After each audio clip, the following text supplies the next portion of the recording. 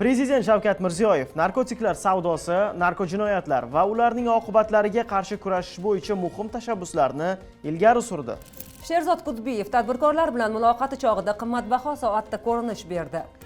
Bolalarga nisbatan noqonuniy xatti-harakat sodir etgan pedagoglar ta'lim tizimidan 1 yilga chetlatilishi mumkin. Sovuq qurolga oid qonunbuzarliklar uchun javobgarlik kuchaytirildi. Kunning shu va boshqa muhim yangiliklari bilan tanishtiramiz. Assalomu alaykum.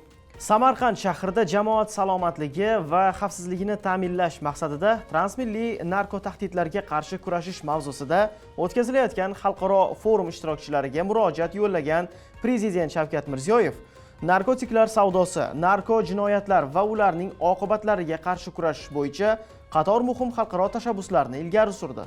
Narko biznesni qurol bilan emas, pulsiz qoldirish orqali yengish mumkin. Agar biz uning moliyaviy arteriyalarini bo'g'ib qo'ysak, bu illat o'z-o'zidan yo'qoladi, dedi davlat rahbari.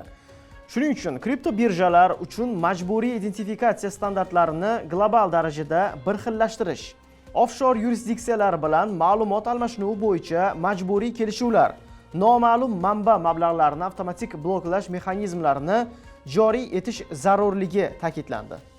Navbatdagi xabar bilan tanishtiramiz. Urbanizatsiya va uy-joy bozorini barqaror rivojlantirish milliy qo'mitasi raisi Sherzod Kudbiyev tadbirkorlar bilan muloqoti chog'ida qimmatbaho soatda ko'rinish berish ortidan boshlangan muhokamalarga munosabat bildirdi. Ijtimoiy tarmoq foydalanuvchilari bu soat lyuks model taxminlarga ko'ra Vacheron Konstantin Overseas yoki Bridget Marin ekanini va narxi $50,000 turishini taxmin qilishgan.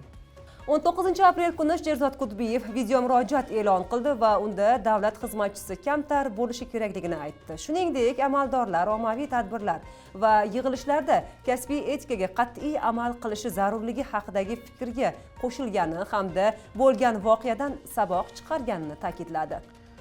Davom etamiz. Bolalarga nisbatan noqonuniy xatti-harakat sodir etgan pedagoglarni ta'lim tizimidan vaqtincha chetlashtirishni nazarda tutuvchi qonun Senat tomonidan ko'rib chiqilmoqda.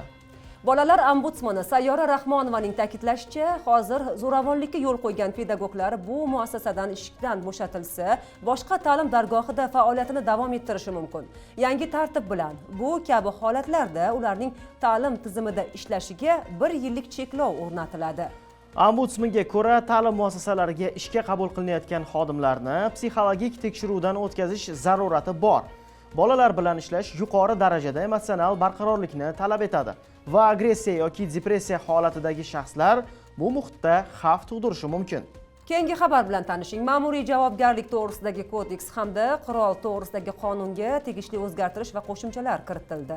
Unga muvofiq sovuq qurol sifatida foydalanilishi mumkin bo'lgan ashyolarni jamoat joylarida ochiq holda olib yurish, agar bu huquqbuzarlik uchun avval ma'muriy jazo qo'llanilgan bo'lsa va u 1 yil ichida takroran sodir etilsa, bazaviy hisoblash miqdorining 1 baravardan 5 baravargacha miqdorda jarimaga sabab bo'ladi.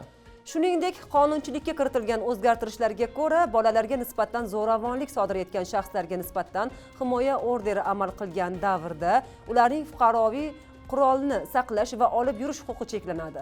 Bunday holatlarda qurol va uning o'q-dorilarini olib qo'yish ichki ishlar organlari tomonidan amalga oshiriladi. Sizga yetkazmoqchi bo'lgan xabarlarimizning so'nggisi mana shu edi. Bizni ijtimoiy tarmoqlardagi rasmiy sahifalarimiz orqali kuzatib boring. Salomat bo'ling. Xayr.